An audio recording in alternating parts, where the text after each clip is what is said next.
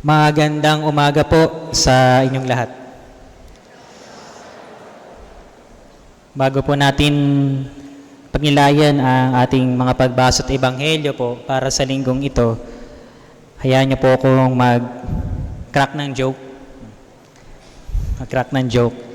Kapag hindi po kayo natawa, pili po kayo ng isang daliri ninyo sa inyong mga kamay at kilitiin niyo na lang po yung inyong sarili, no? O kung kilala niyo po yung katabi ninyo, maaari niyo rin pong kilitiin, no? Para matawa naman, no?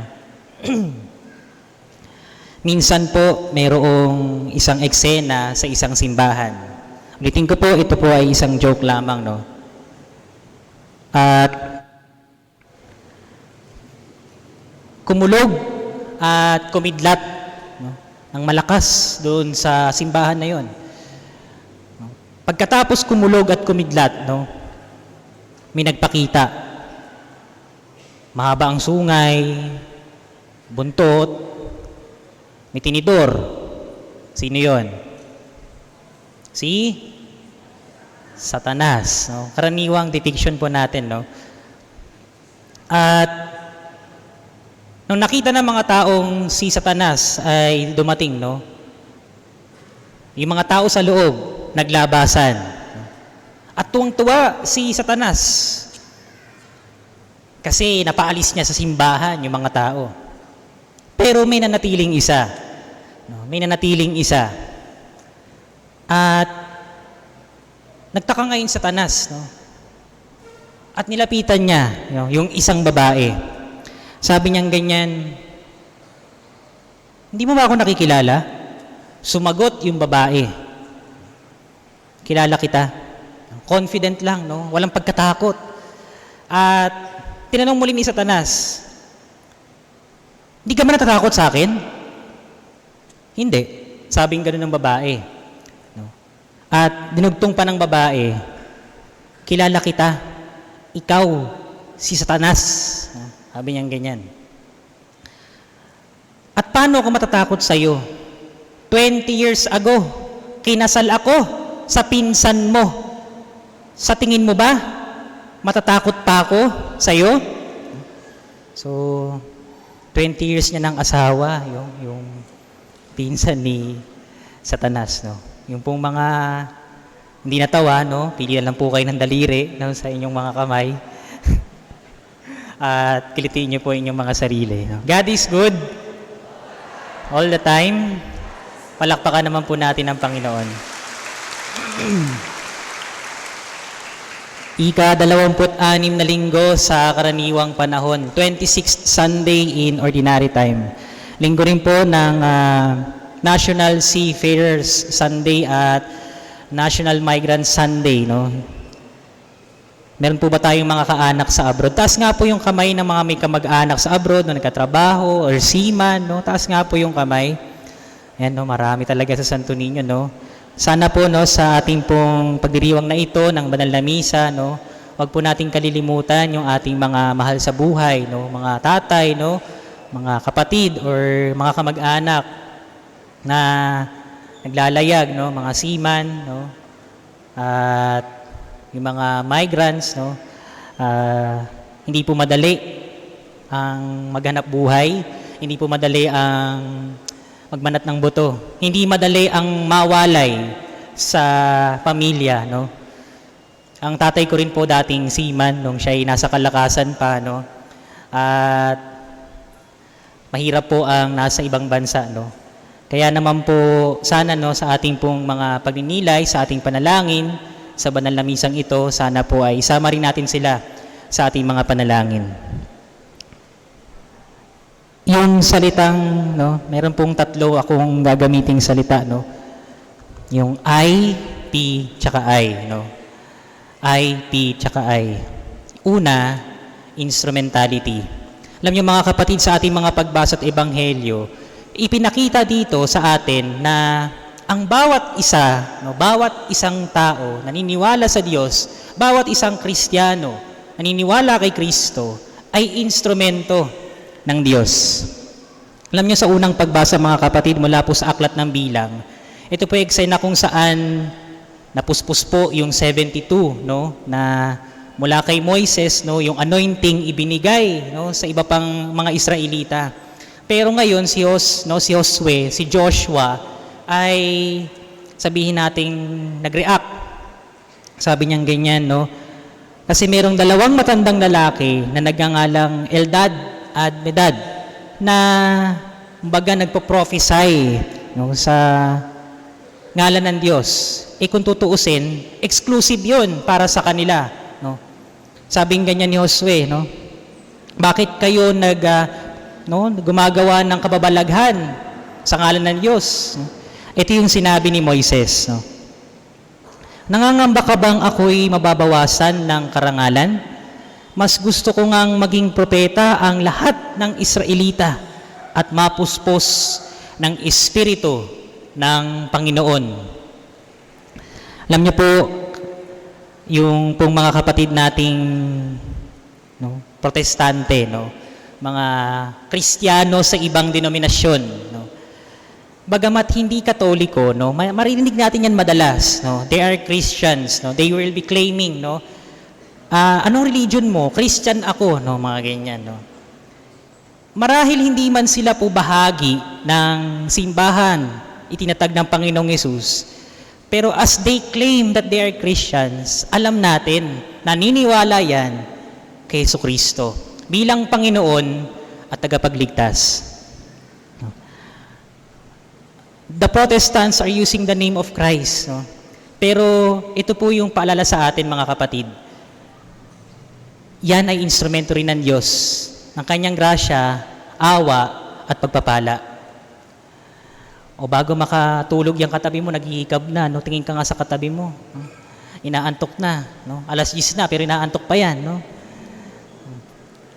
Ngitian mo na rin, no? At pakisabi dyan sa katabi mo, no? Magandang umaga sa'yo. Huwag po kayong mahiyan lumingon, no? At pakisabi na rin dyan sa katabi mo, instrumento ka ng Diyos. Yan. Parang ayaw yung sabihin sa katabi ninyo. Duda pa kayo, no? Itsura ng katabi ninyo, no? Kahit gaano man po yan, no? Yung katabi ninyo, no? Bawat isa sa atin, ano man po ang estado niyan sa buhay, no? Lahat tayo ginagamit ng Diyos para i-bless ang ibang tao. Lahat tayo ginagamit ng Diyos para pagpalain yung kapwa natin. All of us are God's instrument of His grace. Instrumentality. Ikalawa, mga kapatid, sa ikalawang pagbasa mula po sa sulat o liham, no, sulat ni Apostol Santiago from the letter of St. James. Hayaan niyo pong banggitin ko ulit sa inyo yung binasa sa atin. Pakinggan ninyo ito, kayong mayayaman. Tumangis kayo at humagulgol dahil sa mga kapighatiang darating sa inyo. Bulok na ang inyong mga kayamanan at kinain na ng tanga ang inyong mga damit. Kinain na ng kalawang ang inyong ginto at pilak, at ang kalawang ding iyon ang magiging katibayan laban sa inyo. At parang apoy nauubos ng inyong laman. Iyan ang kayamanang inimpok ninyo para sa mga huling araw. Sumisigaw laban sa inyo ang upa na hindi ninyo ibinigay sa mga gumagapas sa inyong bukirin. Kung tutuusin po, pag pinakinggan natin, very parang condemning, no? Father, ibig sabihin ba niyan masama maging mayaman?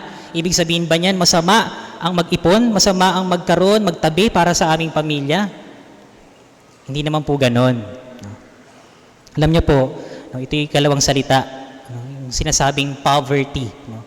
Kami po mga relihiyoso, pare, mga lasalet, no, meron po kaming vows, no? Chastity, no, yung hindi pag-aasawa. Ito ikalawa, yung poverty, no, pagdaralita. Ikatlo, yung obedience o pagtalima. Yung pagdaralitang ito, no, na sinasabi sa amin po, because we cannot have our own properties. Di kami pwedeng magkaroon ng lupain, no, ng condo units, no, ng mga magagarang sasakyan, no. It's for the community, no, panglahatan. Alam niyo, mga kapatid, ang palala sa atin, no, hindi naman yung pera o yung salapi yung masama. No, hindi yung pera o salapi yung masama. Gray area po yan. Ano yung masama? It's the love of money. It's the love of money. Kapag mas sasambahin pa natin, mas pinahahalagaan pa natin yung salapi, yung pera, kaysa sa kapwa natin tao, diyan tayo magkakaproblema. Kapag ang Diyos na ay yung pera, yung salapi, yan ang problema. Kaya ano po yung paalala sa atin mga kapatid? Hindi lamang po para sa amin yung salitang poverty. O hindi lang po paghihirap o pagdaralita. We can apply poverty kahit tayo po ay laiko. Pwede po tayong maging simple sa pamumuhay. At yung meron sa atin, kayamanan natin, we can use it, we can offer it to serve the Lord and to serve our neighbor. Ito po yung sinasabi kong poverty, para sa atin.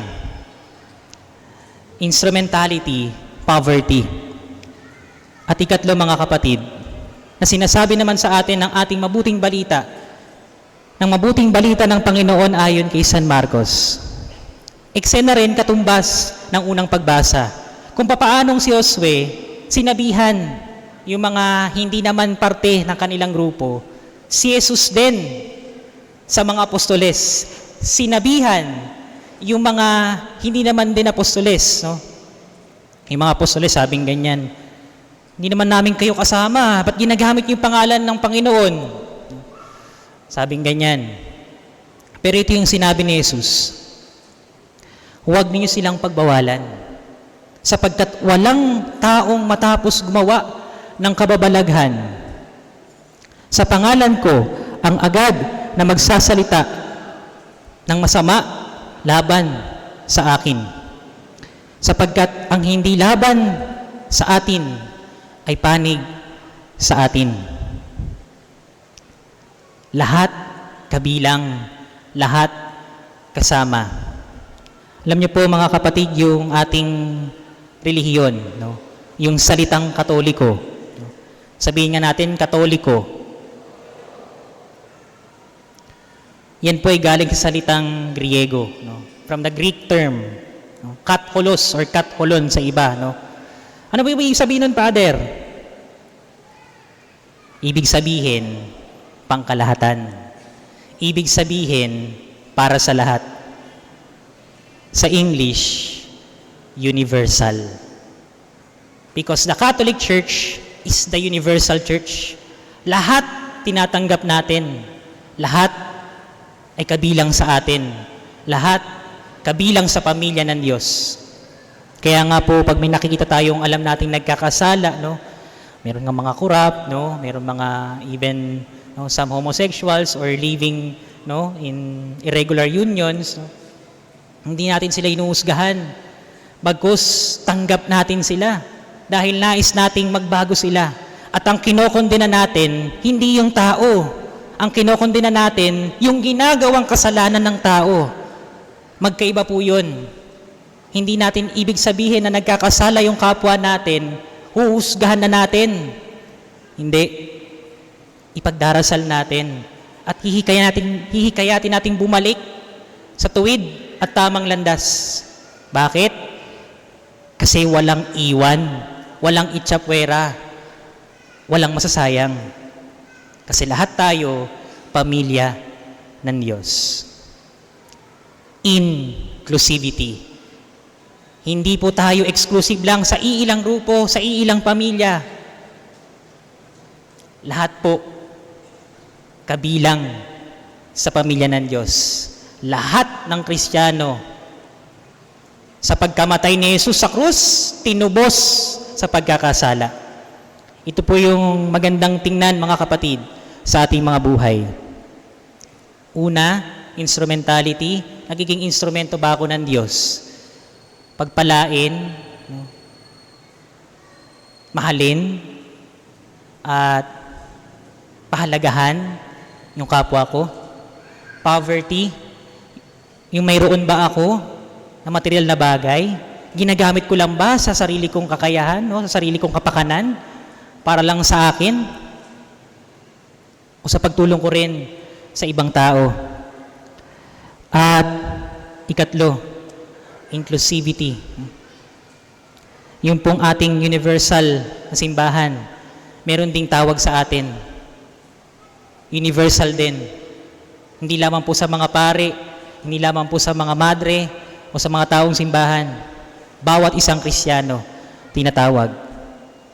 Universal call to holiness. Universal call to holiness. Lahat tayo tinatawag sa kabanalan. Ano man ang estado sa buhay, ano man ang kalagayan mo sa buhay, tinatawag tayo magpakabanal. Samahan ng Panginoon sa kanyang kaharian sa kalangitan, mamuhay ng kaaya-aya sa paningin hindi lamang ng tao, kundi sa paningin ng Diyos. Inclusivity. Mga kapatid, nawa sa diwang ito ng ating mga pagbasa at ebanghelyong ating narinig, we may become instruments of God's grace towards others. Instrumentality, that the material goods that we have will not possess us poverty, and that we may become instruments. No? Our universal call to holiness, to include everyone as family of God. Inclusivity. Sa ilang sandali po ng katahimikan ating pagnilayan ang naisiparating sa atin ng ating mga pagbasa at ebanghelyo. Amen.